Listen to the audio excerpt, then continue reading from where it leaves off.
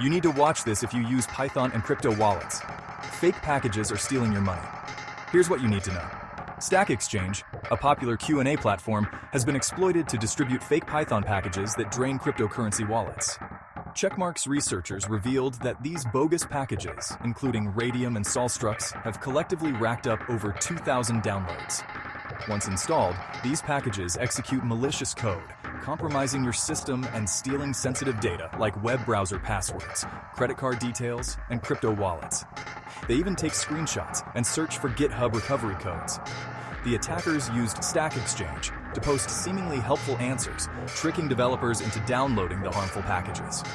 Although these packages have been removed from PyPI, the damage could already be extensive.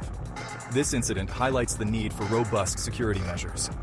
A single compromised developer can jeopardize an entire company's software ecosystem. Be vigilant, double-check sources, and protect your digital assets. Stay safe out there, crypto community.